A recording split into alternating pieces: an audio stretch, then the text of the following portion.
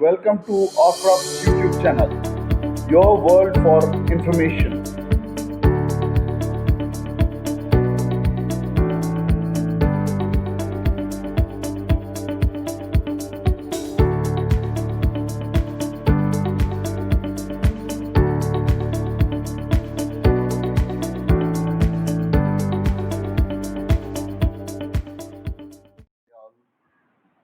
Hope you are either recovering from the corona flu or the economic blues, whatever it is.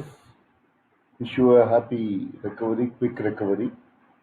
The topic for the day is the great Indian economic fiasco, corona flu and the economic blues. We all know that the social and the economic fabric of the country has been devastated with about 100,000 new cases. India tops the daily count of COVID-19 cases in the world. It is now ranked second in the global tally of infections with more than 5 million cases, with India accounting to one third of the COVID cases in the world. The control measures are proven to be a failure. The drama of assembling in the balconies and the clapping and clanging were disgusting. I thought it would give some kind of remedy. No, it wasn't. The prime-time monologues were futile. The psych crowd even went to the extent of switching off the light as if the virus is fear of darkness and would vanish after 8 minutes. Nothing happened. The virus is still there. The draconian lockdown has no meaning as the results indicate. We only ended up ill-treating the migrant laborers, and now it has become the act of God. The God has created everything. He has done all the wrong things. Okay, maybe you have placed it in your wish list during the lockdown puja. An economic expert, but that doesn't restrict me from understanding the country's economic position because the information these days are all public. So you don't have to worry much about whether you are an economist or as the self-proclaimed patriots say that all are becoming economists when things are not okay. Yes, I've understood whatever little I've understood that the nation is not progressing in the right path. So the Asian Development Bank has predicted that the Indian economy will contract by 9% in the financial year 2021. The American credit rating agency Fitch Ratings on September 8 has sharply lowered its growth forecast for India, saying that the country's gross domestic product for the financial year 2020 is expected to contract by 10.5%. Earlier, it has initiated a contraction of 5%.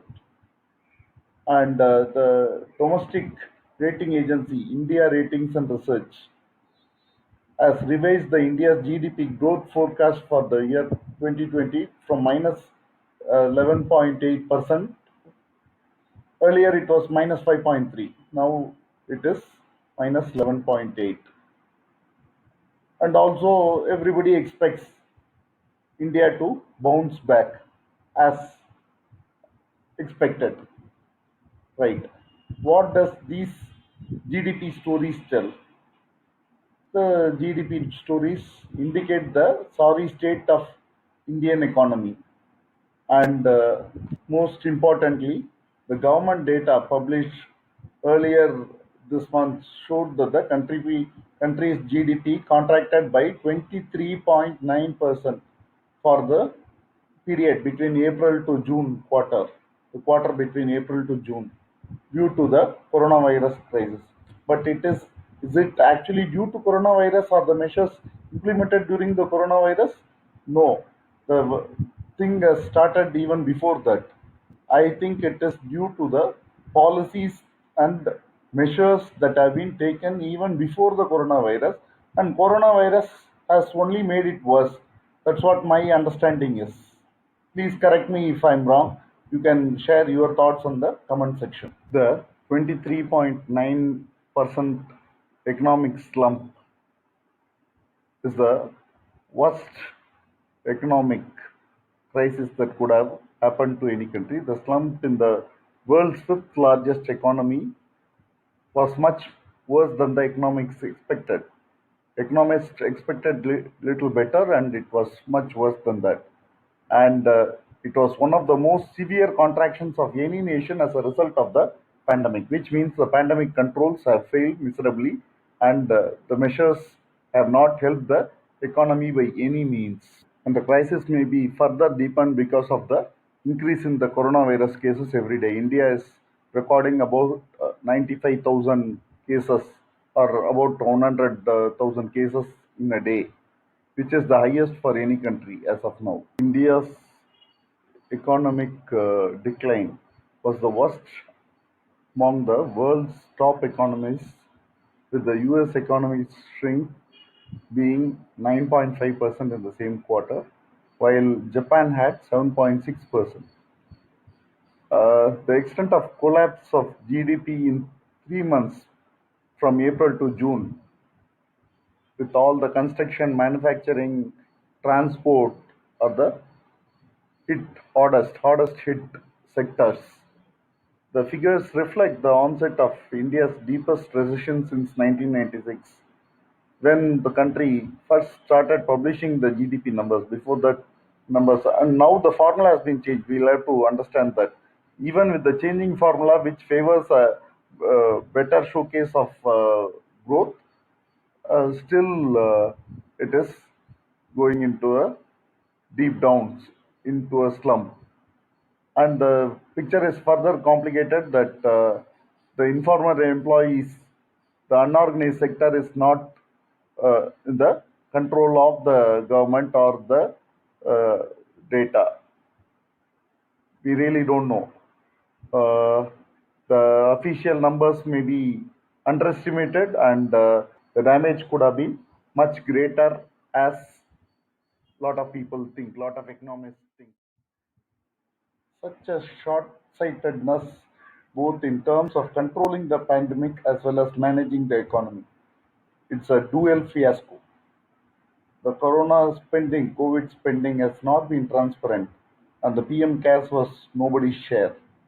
The temple religious rites performed by the PM when the whole nation is down with the blues during the lockdown is unwarranted. The 1 million dislikes on the usual monologue was due long back. The economy hasn't marched an inch as non-issues are deliberated and focused by the paid media. The Indian media has a lot of responsibility in bringing down the Indian economy, because all the non-issues were discussed by them for the past 6 or 7 years. I don't know really. They have lost their head. The condition got worse even before the pandemic. It's not only after the pandemic that the downfall of the economy started. India was trending down even in the first quarter of the year. Namaste Thump was more significant than protecting the interest of the Indian people. The Indian economy is facing an historic slump. Oh, from Trump to slump. The poll promises were developed and could not be achieved. And the government has no clue on how to set the things right. All the possible hidden agendas were pushed during the pandemic.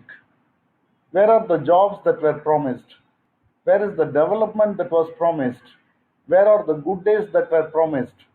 Is this the new India that you envision?